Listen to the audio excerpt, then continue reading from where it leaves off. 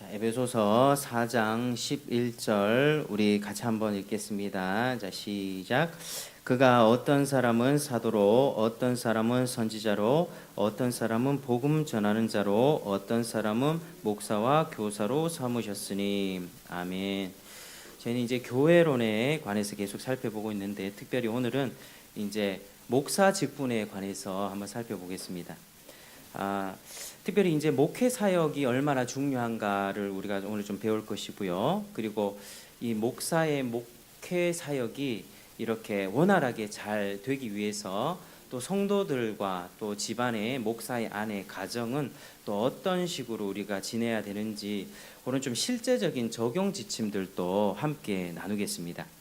그래서 이제 교회 직분자는 하나님께서 이렇게 세우시는데요. 특별히 이제 성경에 나오는 직분은 세 가지입니다. 한번 따라 하시겠습니다. 목사, 장로, 집사. 목사, 장로, 집사. 근데 이제 성경에 나오지 않지만 우리 실제적인 교회에서 있는 직분들이 이제 뭐 권사라든지 아니면 뭐 권찰, 뭐 서리 집사 뭐 이런 것들이 이제 헌법적인 직분이라 할 수 있습니다.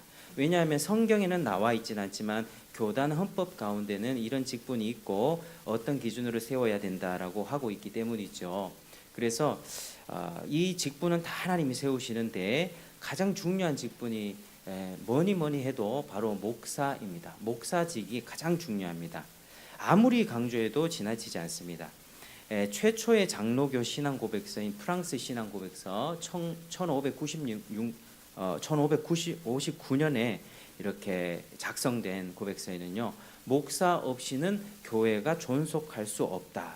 그러니까 이제 한 지교회에 어떤 목사님이 어떤 문제가 생겨서 뭐 갑자기 돌아가시거나 어떤 사고로 인해서 자리를 지키지 못하게 되면 이제 성도들은 속히 이제 그런 어떤 뭐 청빙위원회를 꾸려서 목사를 청빙하여 그 목사의 다스림을 통해서 이렇게 질서 있게 세워 가야 되는 것이 그게 바른 모습입니다.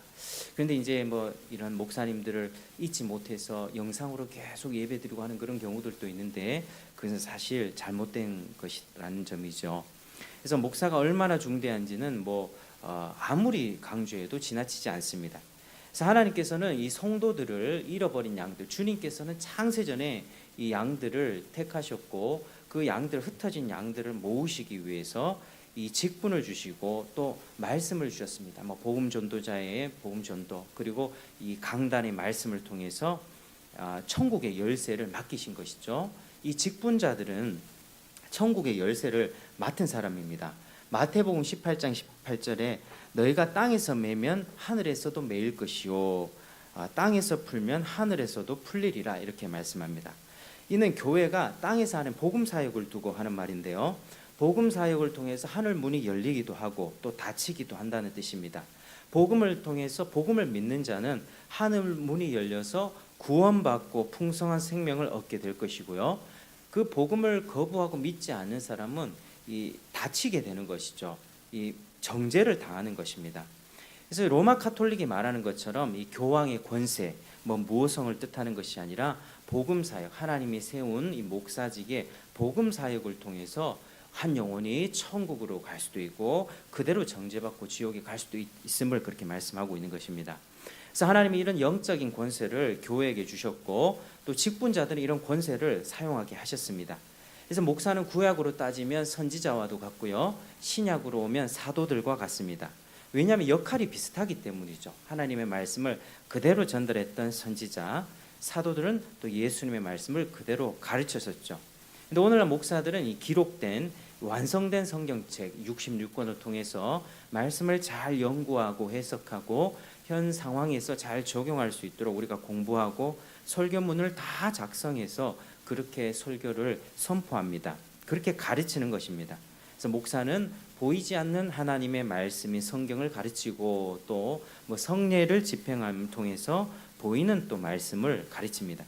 그래서 오늘날 이 목사에 대한 부정적인 평판이 참 많이 있는데요. 이 개혁파, 역사적 개혁파 신앙 고백서들은 이 목사를 명예롭게 대하고 존경하는 마음으로 그의 말을 들어야 한다고 그렇게 가르치고 있습니다. 그 이유는 그 목사직을 맡은 사람 자체가 뭐 특별해서가 아니라 하나님의 말씀을 맡았기 때문입니다. 그래서 하나님의 말씀을 맡았기 때문에 또 목사를 명예롭게 대하고 존경하는 마음으로 그 입에서 나오는 설교와 가르침을 잘 새겨 들어야 된다. 그렇게 말씀하는 것이죠. 그래서 하나님은 이렇게 우리를 다스릴 때에 이 지역 교회에 세워진 목사를 통해서 그의 가르침을 통해서 세워가기를 하나님이 작정하신 것입니다. 그러므로 목사는 무엇보다도 말씀의 사역자여야만 합니다. 목사의 주 업무는 말씀 연구와 설교 가르침 그리고 공부가 되겠습니다. 간혹 가다가 이제 대형 교회, 큰 교회 부목사님들 얘기를 들어보면 말씀 연구나 뭐 다른 공부와 관계없는 다른 일들의 시간을 너무 많이 보낸다고 하죠. 뭐 주차 관리, 뭐 주차 봉사, 그리고 행정 잡무, 화분 가꾸기. 이 화분 가꾸는 것도 굉장히 시간이 많이 들거든요.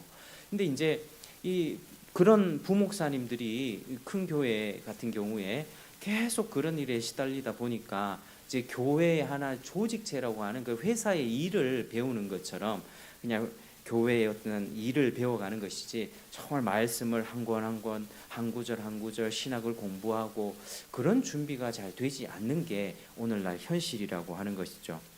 물론 교회를 위해서 이런 것도 다 필요합니다. 뭐 주차 누군가는 해야 되겠고요. 화분은 누군가에 물 줘야 되겠고요. 행정 잡무도 해야 되겠지만 목사는 아닌 다른 사람들이 그걸 할 수 있습니다. 그래서 말씀 준비하고 설교하고 가르치고 특별히 기도하고 이것이 가장 우선순위가 되어야만 합니다. 그래서 이 목사는 말씀 사역자다. 이걸 우리가 다 알고 있고요. 또 우리 목사인 저도 이걸 늘 기억하고 있습니다. 그리고 이제 목사의 직분은 합법적인 절차를 통해 받습니다. 요즘에는 목사의 직분 이렇게 경시하는 경향이 있습니다. 워낙 이제 뭐 사회에서 사건도 터지다 보니까 목사의 어떤 비리, 누구 어떤 목사의 어떤 그루밍, 어떤 성범죄 뭐 이런 것들이 이리저리 터지다 보니까 막 목사들 욕하고 교회를 욕하는데요.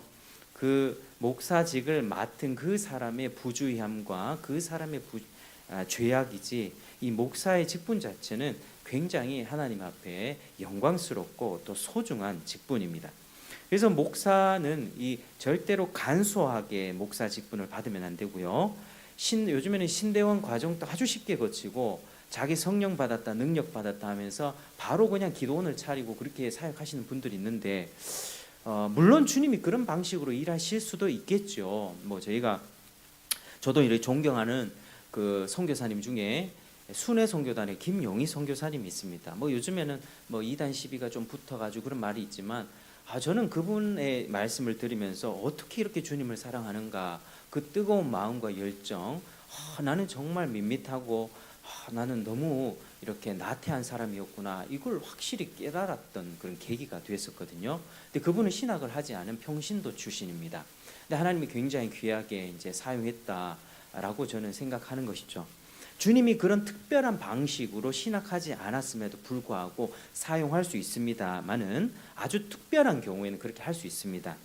과거 17세기 제세례파는 기성교회는 다 썩었다. 기성교회 다 썩었다 하면서 기존 직분 질서 부인하면서 누구든지 설교로 부름받고 누구든지 설교할 수 있다고 그렇게 가르쳤습니다. 여러분 기성교회 기존 교회가 다 밋밋하다 다 썩었다라고 하는 것은 어디서 말합니까? 이단에서 말하죠. 신천지 하나님의 교회 뭐 다른 데서 안상홍 증인회 뭐 이런 데서 얘기합니다. 왜? 자기들만이 진리거든요. 자기들만이. 근데 그 사람들은요 이미 쇠뇌되어 있습니다. 기승전결이 이만희로 나게 되어 있습니다. 왜? 안경을 신천지 안경으로 끼니까요. 안경을 안산홍 안경으로 끼고 있으니까요. 이 성경을요 뭐든지 읽어도 무조건 이만희 보혜사 성령 재림 예수라고 그렇게 결론이 나게 되어 있습니다. 그래서 어떻게 같은 성경을 보지만 이 사람들은 이런 비진리와 거짓에 속아서 그렇게 멸망길로 가게 되는 것이죠. 그래서 기성교회는 다 썩었다, 우리만 진짜다라고 하는 식의 주장을 하는 단체들이 있다면 직접적인 이단 판정을 받지 않은 곳이라 할지라도 조금 이단성이 있다고 봐야 됩니다. 자기네들 말이 옳거든요. 그러나 우리의 정통 신학은요, 우리 장로교뿐만 아니라 감리교라든지 뭐 나사렛교, 뭐 침례교라든지 같은 성경의 해석의 바운더리 안에 있으면 예수 그리스도를 주라 고백하고 시인하며 삼위일체를 인정하고 또 예수님의 재림 교리, 인간의 원죄 교리 이런 것들을 우리가 인정하는 공통 분모 내에서는 우리가 다 받을 수 있습니다. 그래서 전도하면 어떻게 합니까? 전도하면서 그 사람들이 교회 다닌다고 하면은 어떻게 합니까? 거기서 신앙생활 잘 하십시오 하죠. 근데 이단들은 어떻게 합니까? 굳이 자기한테 데려와야 된다고 그렇게 얘기합니다. 굳이 신천지로 와야 되고 굳이 안산홍한테로 와야 된다. 7일째 토요일 날 안식일 날 예배 드려야 된다. 이렇게 얘기합니다. 그거 완전히 사기고요. 완전히 헛된 짓이죠. 인생을 다 말아먹는 행위입니다. 주변에 신천지에 빠진 사람들이 있다면 아예 인사도 하지 마시고요. 그냥 기도만 해주시길 바랍니다. 인간의 힘으로는 어떡할 수 없습니다. 어떡할 수 없습니다. 그러니까 이제 과거에 17세기 제세례파가 굉장히 순수한 마음을 가졌었거든요. 너무너무 순수한 마음으로 신앙생활을 하려다 보니 기존에 좀 부조리하고 좀 부족해 보이는 그런 교회들을 모조리 다 썩었다라고 얘기하면서 혼자 성경 읽다가 감동받으면 목회할 수 있고 설교할 수 있다 그렇게 느끼면서 설교자가 된 경우가 참 많이 있었죠. 특수한 상황을 일반화시키면 안 됩니다. 결국 그런 행위들이 일반화되게 되면 교회의 질서를 다 무너뜨리게 되고요. 말씀의 권위를 약화시키는 결과를 초래합니다. 우리는 일반 성도로서, 저도 성도입니다. 성도로서 그리스도의 증인의 삶을 복음 전도의 사역을 감당하는 것과 강단에서 설교를 맡은 것은 이 구분되어져야만 합니다. 모든 성도들은 전도해야죠. 저도 전도하고 우리 성도님들도 열심히 전도하고 해야 됩니다. 죽어가는 자들을 건져야 됩니다. 근데 이 강단에서 설교는 누가 합니까? 합법적인 절차와 과정을 다 거치고 난 다음에 노회 강도사 인허를 받고 목사 안수를 받은 다음에 검증된 사람이 그렇게 설교를 할 수 있는 것이죠. 그래서 설교는 이 설교자로 부르심을 받은 목사에게 주어진 특권이며 의무입니다. 그래서 설교 한 편을 준비할 때도요, 쉽게 준비하지 않고 하나님 정말 이 주일 예배, 주일 오후 예배, 저는 그렇게 기도합니다. 하나님, 제가 인도하는 모든 예배 속에서 이 부족한 사람이지만 정말 하나님, 이 교회에 들어오는 모든 사람들이 이 예배 가운데 은혜 받고 삶이 바뀌어지고 그렇게 새로운 삶을 희망과 또 위로와 격려를 얻고 돌아갈 수 있도록 하나님 역사해 주십시오. 이렇게 기도하면서 올라옵니다. 그래서 이 설교라고 하는 것이 절대 뭐 대충 하거나 뭐 그렇게 할 수 있는, 아무나 할 수 있는 그런 성격의 자리는 아니라고 하는 것이죠. 그래서 7위 장로도요, 안수 집사도 사실 설교할 수 없으며 설교했어도 안 됩니다. 이제 사실 이제 편의상 이제 각 부서에 그 부교역자가 없어가지고 이렇게 대신 설교하는 그런 경우들은 있습니다만은 사실은 이제 그것도 옳지 않다라고 하는 것이죠. 그래서 설교자가 만약에 자리를 비우게 된다 하면 목사의 지도하에 예배를 진행하고 설교를 대독할 수 있습니다. 그래서 그런 경우를 봤습니다. 저기 올고든 교회인가요? 뭐 신호선 목사님이라고 있는데 몸이 굉장히 아팠을 때 설교문을 다 정리해놓고 주일날 갈 수 있을 것 같았는데 몸이 너무 아파서 이제 오지 못했다는 거예요. 그래서 장로님한테 하루 전날 전화드리면서 제가 이 설교문을 다 해놨으니까 다음날 이 설교문을 좀 대독해 주십시오라고 그렇게 부탁했다고 하죠. 근데 이제 그때 모든 성도들이 참 은혜를 받았답니다. 왜냐하면 목사님의 그 부재, 설교자의 그 부재가 얼마나 큰 자리이고 평소에 목사의 설교를 들을 수 있다는 게 얼마나 감사한 은혜인가. 또 이 장로님들은 그 예배를 진행하면서 설교를 대독하면서 이 설교가 그냥 나오는 것이 아니구나라는 아주 소중한 그런 경험들을 하면서 함께 은혜를 받았던 적이 있다는 것을 들었습니다. 우리 가운데는 장로가 목회를 하는 경우도 있는데요. 이 장로님이 부르심을 받았다 한다면 합법적인 절차를 거쳐야 되겠죠. 외적인 내적인 소명을 가지고 확인한 후에 목사 안수를 받고 그렇게 사역을 해야 합니다. 그래서 이후에 다음 주에는 장로 역할에 대해서 좀 알아볼 텐데요. 장로는 이 설교를 맡은 사람이 아니라 교회 전반을 다스리는 사람입니다. 누구 어떤 성도들 또 어려움에 처한 성도들이 있나 없나, 그리고 신방 사역, 사실 이제 신방이 장로님들의 사역입니다. 이 목사는 가르치죠. 여기서 선포를 하죠. 그럼 목사님은 그 선포된 설교 말씀대로 살고 있는지 잘 못 사는지 그 말씀에 따라 어떻게 그 가정이 어떻게 돼가고 있는지를 직접 신방하면서 살피는 게 그게 장로님들의 원래 역할입니다. 근데 오늘날에는 이제 사실 그게 많이 잘 안 되는 것이죠. 그래서 이 목사는 어찌됐든 성경을 가르치는 사역에 전부 이 에너지를 쏟고 이렇게 힘을 써야만 합니다. 바른 교리를 부지런히 가르치고요. 충성스럽게 모든 하나님의 뜻을 다 전해야만 합니다. 오직 하나님의 말씀, 하나님 말씀 전체를 전하고 또 설교 때 내 생각이나 사상을 전해서는 안 되는 것이죠. 설교는 강의와 연설과도 다릅니다. 훈화나 잔소리나 만담의 시간도 아니고요. 또 정치적인 선동의 도구도 아닙니다. 설교 때 개인적인 간증도 조심해야 합니다. 그런 개인적인 간증이 있다면 설교 다 예배 끝나고 난 다음에 2부 순서로 간증을 넣는 것은 뭐 괜찮다 보지만 설교 시간에 간증을 넣는 것은 옳지 않은 것이죠. 그래서 사실 이제 다니엘 기도회 많이 하셨죠. 다니엘 기도회 저희는 하지 않습니다. 앞으로도 할 계획은 없고요.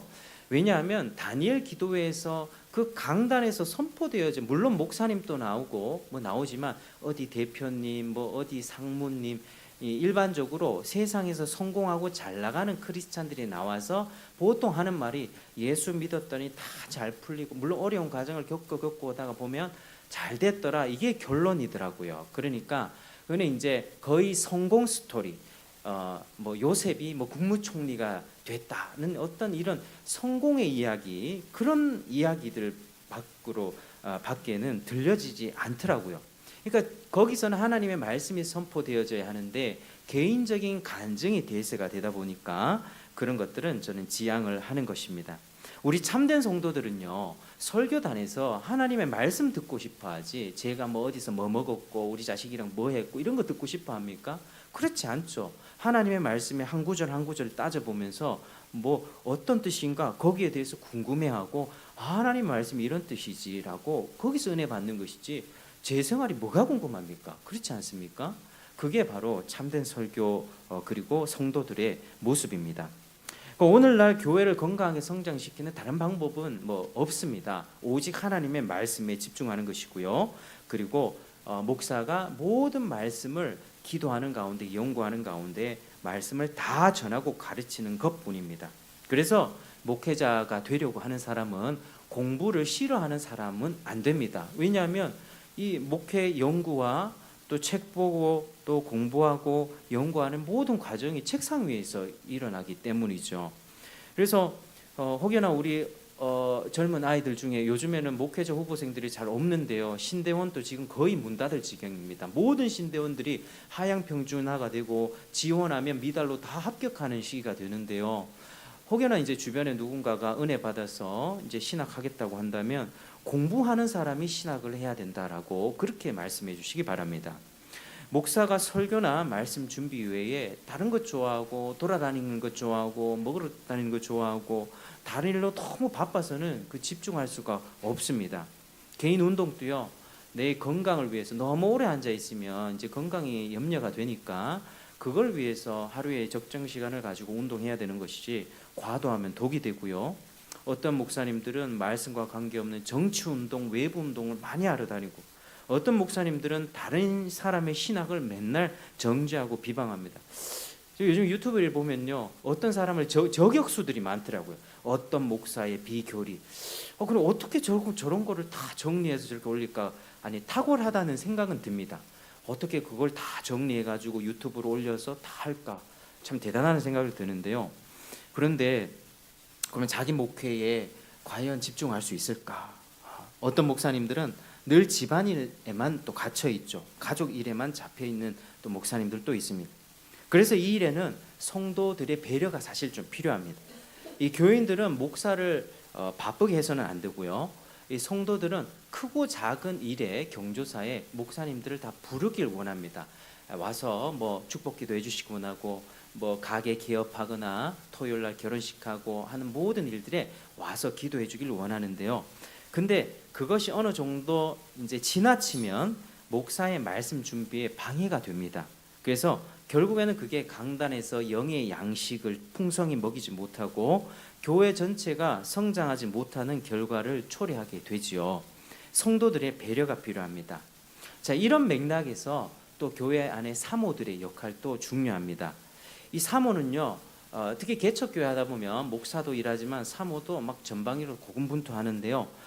사모는 전통적으로 목사의 업무를 나눠 맡는 사람이 아닙니다. 이 작은 교회일수록 어쩔 수 없이 이렇게 이것저것을 해야 되는 입장이지만 이 사모는 그저 목사의 아내일 뿐입니다. 이걸 기억하셔야만 합니다. 그리고 성도들도요, 사모를 볼 때에 슈퍼우먼으로 보면 안 되고 그리스도의 한 지체로서 봐줘야만 합니다. 그리스도의 한 지체이고 그의 남편이 목사라는 것만 다를 뿐이지 한 몸이다라고 하는 것이죠. 그래서 사모는 부목사 역할을 하는 게 아닙니다. 목사의 아내로서의 역할을 잘 감당해야 될 필요가 있는 것이죠. 그래서 오늘날에 이제 전통적인 가정의 개념들이 많이 깨지고 있죠. 왜냐하면 맞벌이 가고 있기 때문이죠. 요즘에는 이제 전부 다 뭐 맞벌이를 다니고요. 집에서는 음식 잘 안 해 먹고 많이 사 먹고 시켜 먹고 그렇게 그런 분위기로 갑니다. 근데 전통적인 하나님께서 인간을 죄를 책망하시고 저주하실 때는 손에 땀을 굳은 살 배기고 땀과 피를 흘려가면서 생계를 책임져야 할 책임은 아담에게 주셨습니다. 그러니까 아담이 열심히 일해야 되는 거죠. 아내와 자식들을 먹여 살리기 위해서 생계의 책임은 남편에게 있습니다. 그리고 그러면 아내는 뭐 합니까? 아내는 어떤 저주를 받았죠? 해산의 고통, 임신의 고통을 받았습니다. 그러니까 출산과 양육, 자녀 양육, 돌봄 이런 부분들에 대해서는 아내가 더 우선적으로 책임이 있습니다. 근데 오늘날에는 그런 것들이 다 많이 깨져 버렸죠. 전통적인 이런 남자는 밖에서 일해야 되고 여자는 뭐 집에서 집안일과 남편을 잘 내줘야 된다. 이 개념이 깨져 버리고 여자도 실력 있으면 일하고 남자도 일하고 돈 벌어서 뭡니까? 애들 누가 가르칩니까? 유치원 어린이집에서 가르치죠. 학교에서 가르치죠. 그렇게 하다 보면 이런 하나님이 우리에게 원래 원하셨던 그 원형의 창조 질서는 다 깨지게 돼 있습니다. 특별히 이제 목사는 목양 사역을 잘 더 감당할 수 있도록 이 아내가 집에서 내조를 잘 할 필요가 있죠. 식사나 양육이나 살림 등의 이런 어떤 집안 전반위를 잘 감당해 필요가 있습니다. 그래서 교인이 생기면 성도들이 그동안 개척교회 아내가 사모가 맡아서 했던 여러 가지 일들을 교인이 생기기 시작하면 그 교인들이 함께 나눠 맡아야 되는 것입니다. 여전히 사모가 모든 일의 주관자가 되어서 식당 봉사도 전도도 기도에도 중보기도 팀에도 어떤 해외 선교팀에도 사모가 모든 일을 관장하는 것은 그거 옳지 않습니다.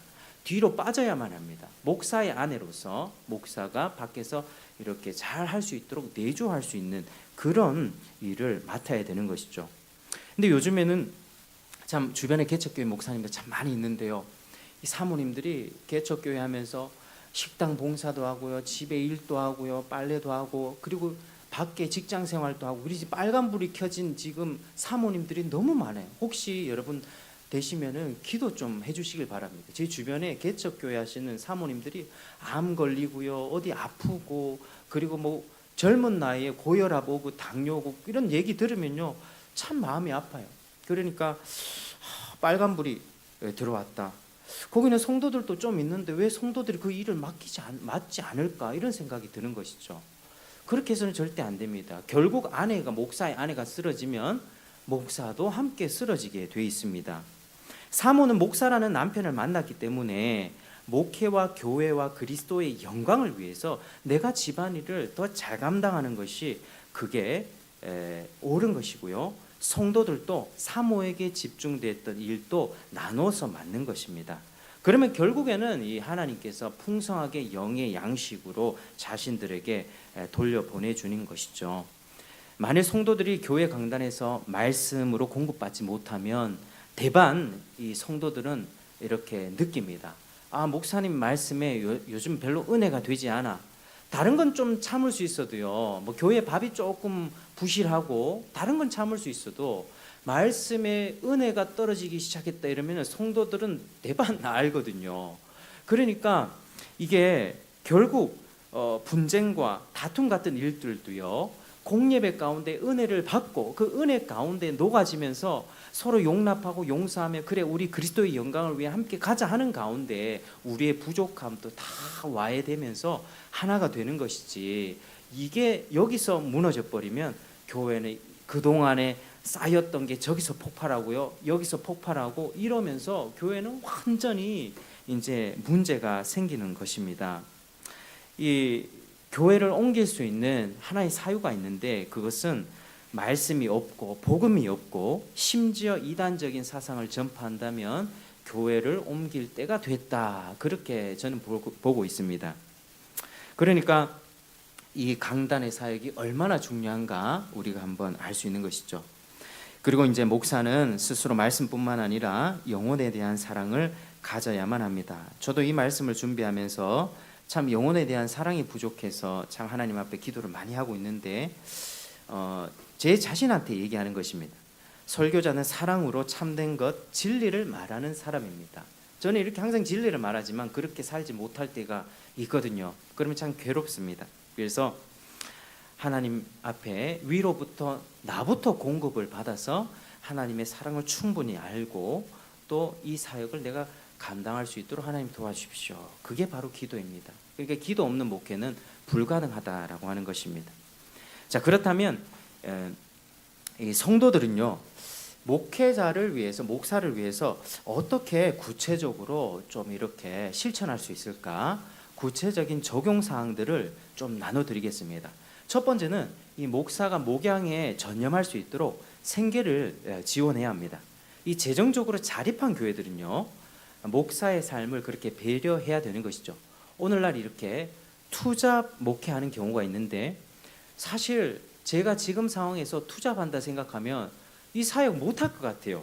그러니까 목회만 하기도 벅찬데 어떻게 이 둘을 감당하겠습니까? 밖에서 돈 벌고 지친 몸을 가지고 말씀 연구하고, 지금 또 시간이 없고 가족 돌볼 시간도 별로 없는데 어떻게 하겠습니까? 그러니까 이제 미국 가서 뭐 이렇게 투잡도 하기도 하고 좀 어쩔 수 없는 상황 속에서는 하게 되는데, 뭐 카페 교회를 한다 이러면요, 어느 순간에 카페가 잘 되잖아요. 그러면 카페 관리자가 주 업무가 되어버립니다. 목회는 뒷전으로 밀려나게 됩니다. 그러니까 교회 성도들의 입장에서 목사가 최소한 다른 일을 찾지 않도록 기도하고 애써줘야 된다.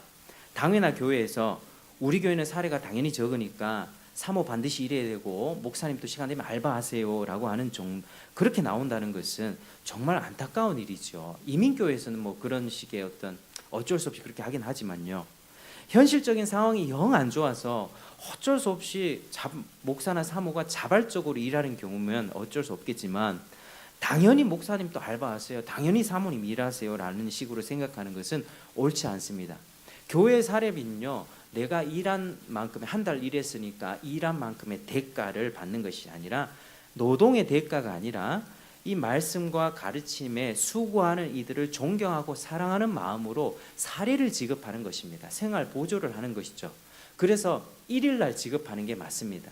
그래서 보통 이제 사례비는 뭐 회사처럼 25일 날 뭐 이렇게 20일 날 지급하는 경우가 있는데, 성경적으로 1일 날 지급하는 게 맞다, 그렇게 생각합니다.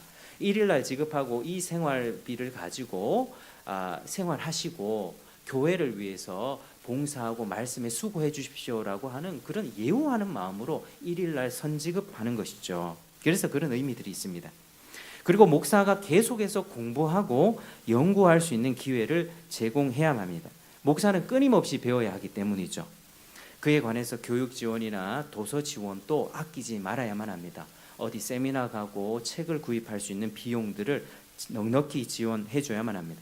때로는 안식년과 안식월 또 휴가 같은 것들을 제공해서 풍성하게 충전하고 올 수 있도록 도와줘야만 합니다.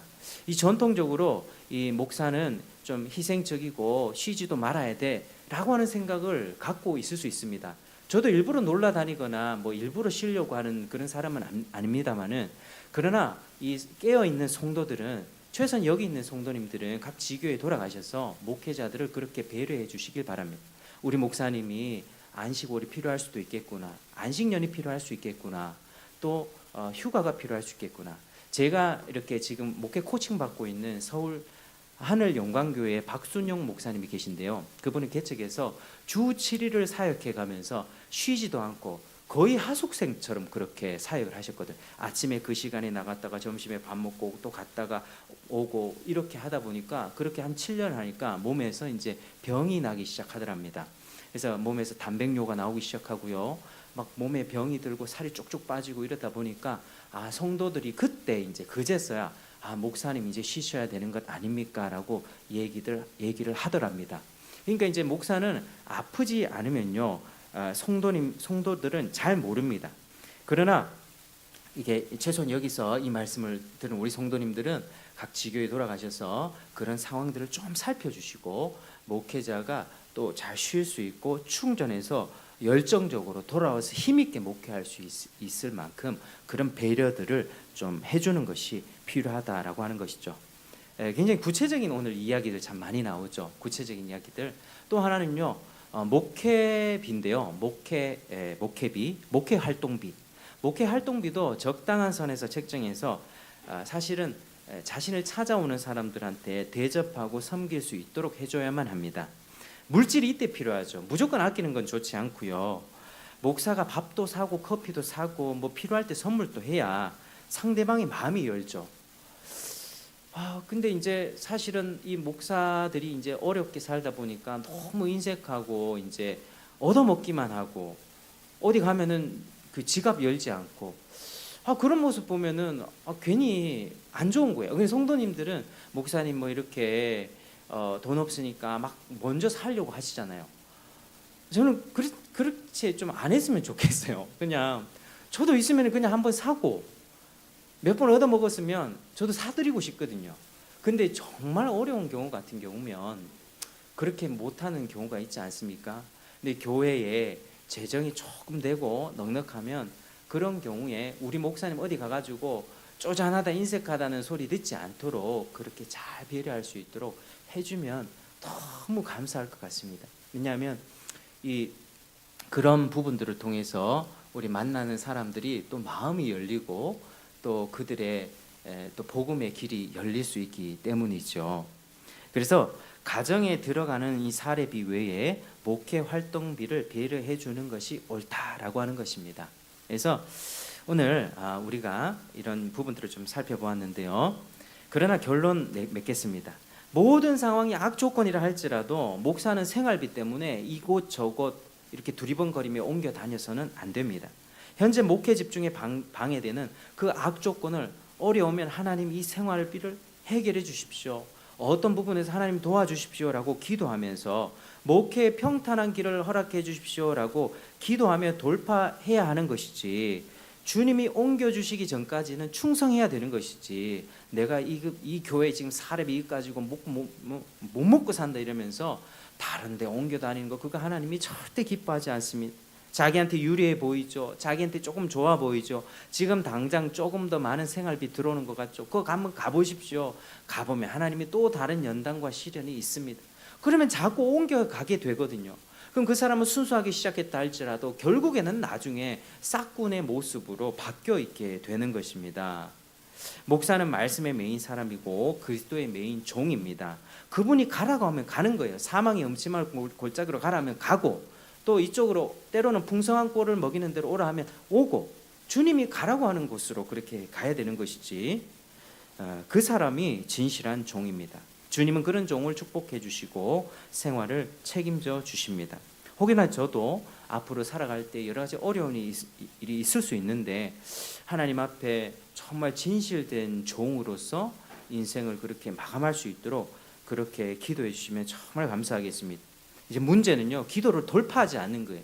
성도들도 그렇고, 성도들은 재정이 부족하니까요 자꾸 일자리로, 또 목사 개인 또 재정이 어려우니까 다른 교회, 이게 이렇게 돼서는 안 되고, 우리가 어려우면 힘을 합해서 하나님 우리에게 물질을 복을 허락하시고 하나님 우리에게 은혜를 베풀어 주시고, 현실 조건만 따지기 전에 하나님 앞에 간절히 기도하고 풍성한 하나님의 말씀 가운데 좀 부족하다 할지라도 은혜 받을 수 있는 그런 공동체를 함께 이루어 가야 되는 것이지, 요즘에 참 많은 부분들이 참 가슴이 아프고 좀 그렇습니다.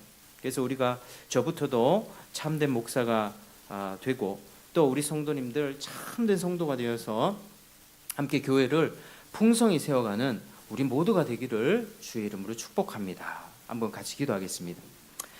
하나님 감사합니다. 오늘 이렇게 목사직의 중요성에 대해서 나누면서, 그리고 이 목사의 업무를 우리가 돕기 위해서 각 가정의 사모와 또 우리 성도들 또 주변 환경들을 우리가 어떻게 또 배려해야 되는지를 한번 배웠습니다.